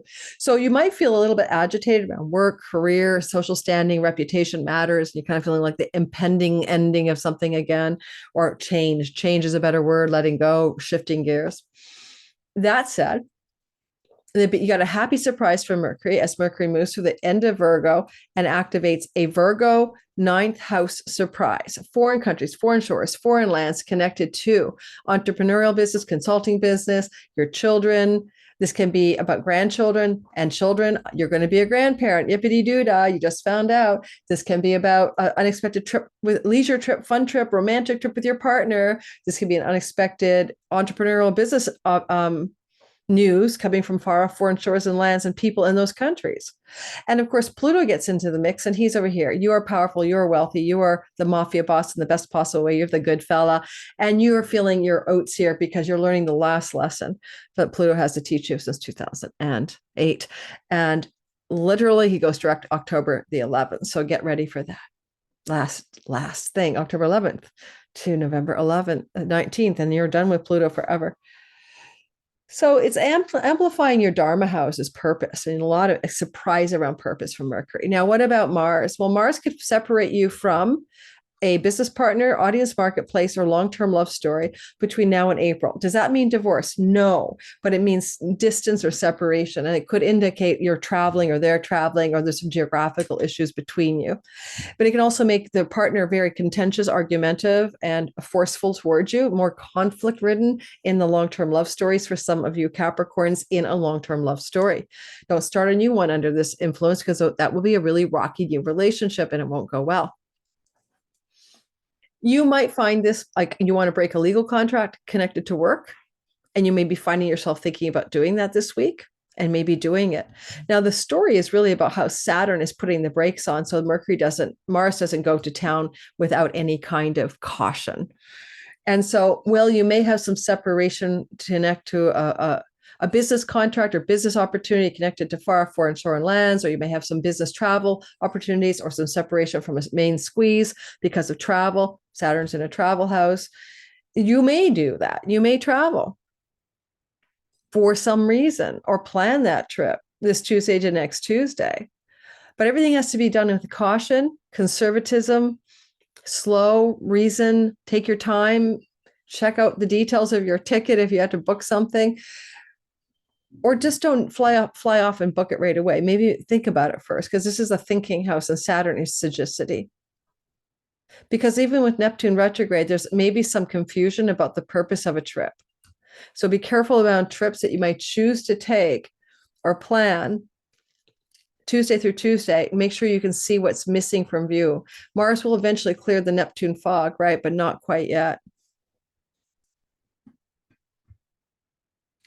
And we have a lot of like slow it down when it comes to the way you do things to do with writing, communicating, thinking, projects, traveling and learning, and significant others. Everything slow down, caution, caution. Now, the Requiem and the funeral asteroids we talked about earlier at the beginning, there may be something to do with the loss of a pet. Please don't troll me on this. I'm just saying Jupiter, blessed endings. It's elderly energy with Saturn, and this is a house of pets. So some Capricorns may indeed have an elder pet pass during the time of Tuesday to next Tuesday. Also, I'm wondering if there is a possible office funeral. The office is here. So again, did somebody leave the office and everyone's having a goodbye service, or did someone retire? That's like the same vibe, rest in peace. Or is it literally there's a funeral for somebody who passes in a work office setting? That's possible. Yeah. And this whole other one here, the Dionysian partner or business partner, but there's also funeral. Somebody you're close to, someone significant in your life, may be going through grief and loss of someone in their life, nothing to do with you, but you're witnessing them do that grieving and loss across the way. And again, Tuesday through Tuesday.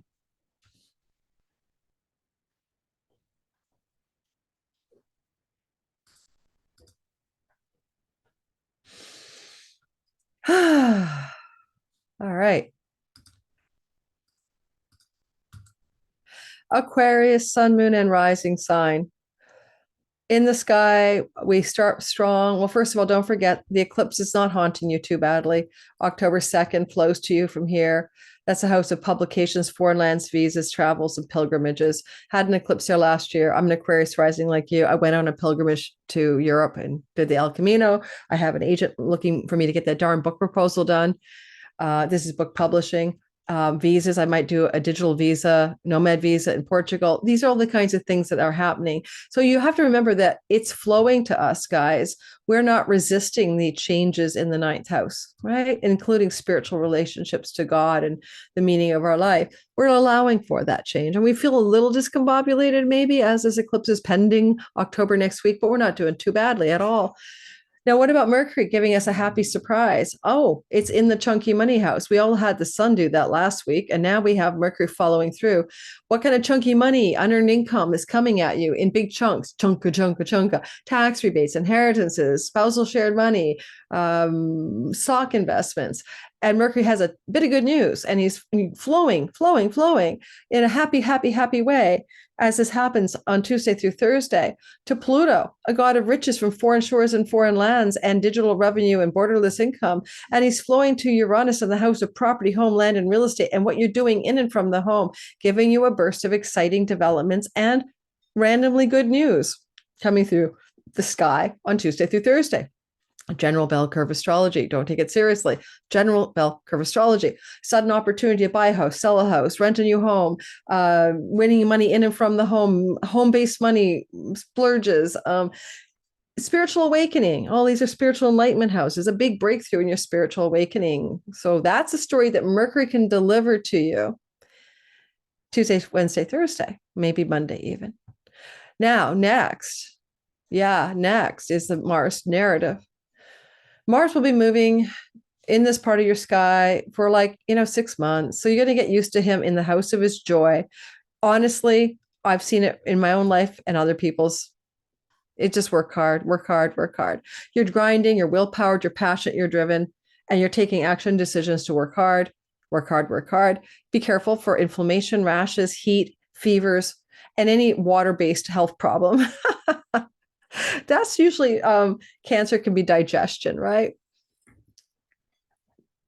But nonetheless, Mars is mostly here working really hard. And changes regarding things of the sixth house. Mars could bring on a change regarding a rental property, a change regarding a pet situation. And let's go into the activation of Saturn, who's retrograde. Financial and work matters are flowing in a cautionary way, especially when it comes to matters you've been addressing in the work, money, earning story already, retrograde Saturn, and you're trying to bring it into alignment with the pace of work. So it's, money can't buy you love, right? The Beatles. When Saturn's here, he's conservative about spending and he structures your money for the long game. And he'll be here till 2026. And he's like sagacity. And he's like, okay, you might be working your ass off. Can I attest? But at the expense of your health? You don't have your health, you have nothing. So energetically, that's the story. But Venus in the top of your sky this week, next week, and the week after, well, that's also about celebrity or popularity or public appeal. So for anyone who has an online career or does celebrity type stories or wants to succeed, even when she's in detriment, it means she wants to be home having a foot massage by her partner and having a martini at 4:00, not 6:30. But she has her glow up in your career and reputation house. So a lot of you get a lot of career, money, reputation, goodness coming in this week and next week. But it's a Mars story that says, pace yourself. Be the tortoise, not the hare. Don't burn out. Dionysian revelry at work means you've lost yourself like an addict to your work. It's like workaholism. Be careful, all you Aquarians. All of us need to pay attention. Now, if you're going to put something to bed and there's a funeral, it's something to do with your work or a pet. And Mars could be an accident. Not trying to scare you, but a pet could pass. I don't have one, so I'm not thinking about it. Will it be an elder pet? Possibly, because of the trine to Saturn. Also, you possess a pet. So yes, an elderly pet may pass. And with Mars suddenly, right? Or it could be an injury. Now, that's just for this week, Tuesday to Tuesday. And at the same time, you might notice that this whole thing happens here in the house of death, and there's a memoria, memories, grief, moon. You might be grieving a mother figure and the loss of a mother figure connected to your childhood, where Uranus is sitting and Mercury is activating the memories of childhood. And it's okay to have grief about our childhoods in general, because we've had things happen. But, I don't think this is necessarily a funeral per se, about emotional content around sadness, grief, and memories of the past.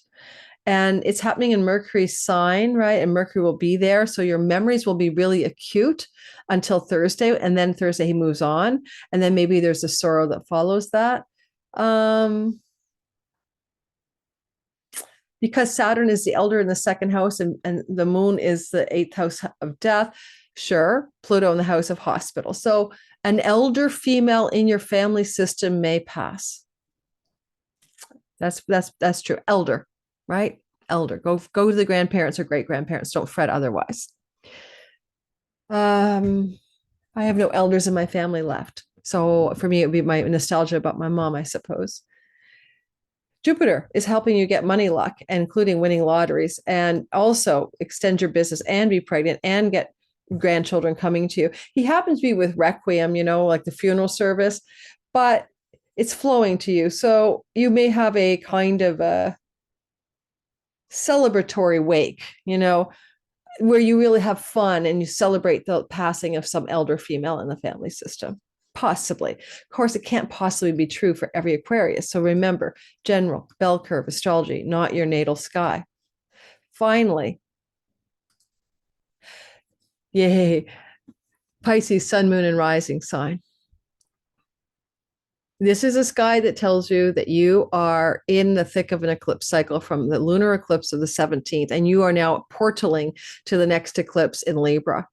And that's going to be for you feeling destabilizing. So you're feeling really out of your element, not good, out of your whacked out. You're whacked out, and you're waiting for the next eclipse in the house you share with your money you share with your spouse, divorces, inheritances, etc. You're waiting for that eclipse, and you feel it coming like a boom in the distance, like a thunderstorm. So you're not feeling in your normal set of yay you, right? Things are destabilizing for you. And you are the one who getting all the eclipses through your sign all through next year. And so you're ready for this, right? You're changing who you are, and you may be surrendering and letting go of a long-term connected love story over the next couple of years. Now, this week ahead, the happy surprise from Mercury is coming through the marriage house and the business partnership house, connected to Uranus, the surprise itself. Hallelujah. Where is the surprise? It's in Taurus. Travel, younger siblings, neighbors and neighborhood, and Pluto. These are relational or karma houses. So surprises connected to siblings, surprises connected to legal agreements, surprises connected to travel, surprises connected to younger sibling on older and younger, positive surprises coming up Tuesday through Thursday can involve travel, can involve greater career gains, can involve your significant other delivering the surprise. And it's not even about you, it's their surprise. And you're just like, wow, I'm so happy this is happening for you. They may have unexpected travel, unexpected, stories going on for them. Now we move off that story and we move into the energy of the Saturn Mars trine that you feel Tuesday through to Tuesday. So you don't have to worry. Your Saturn, your sagacity, wisdom, caution, backbone, realism. This is who you are until 2026. You got this. Your little fishies that are so flexible are more like, we got to take this life seriously, and you're doing it. You're responsible now. And you see that Mars over here wants to drive forward in the house of children, sex, romance, entrepreneurial business projects, and creativity. He could go on full bore because he's going to be here till next April, more or less. But you have the pacing here. Now, you could be directing a child or a romantic love partner to slow down. You could be telling them, you should do this. You're the sage. You give them the wisdom. And they're moving forward and they want to go fast. And you're showing them the value of slow, cautious, and braking. Gentle braking. And so you're helping another person navigate their life, not necessarily you.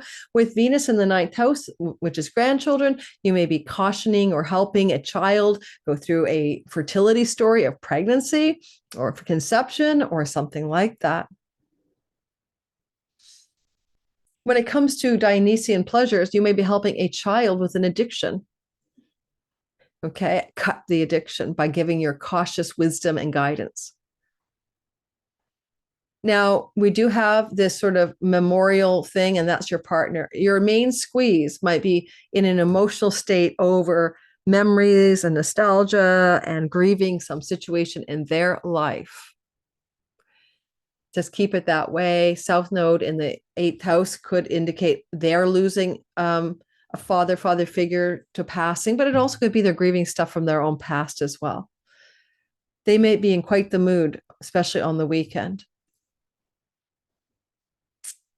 With Requiem and Jupiter, legacy wealth, you may also be looking at, some of you, the loss of a father figure and some Jupiter inheritance monies coming through your sky, this or the sky of your partner.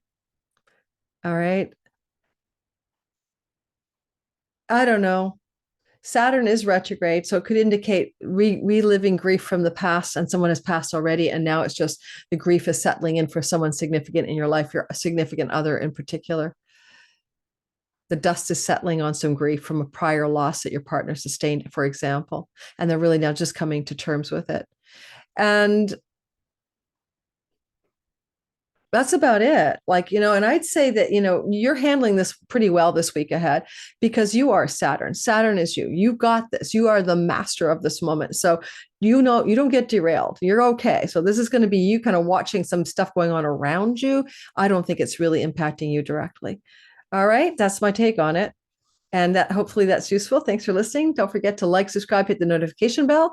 And I'm heading off to my martini hour. Sky Reader starts on the 28th, and that's coming up on Saturday. The cart, you cannot get in after midnight on Friday. If you still want to sign up for the class, everything is in the description box below. Bye. Goodbye, everyone. Sayonara. Adios. Ciao.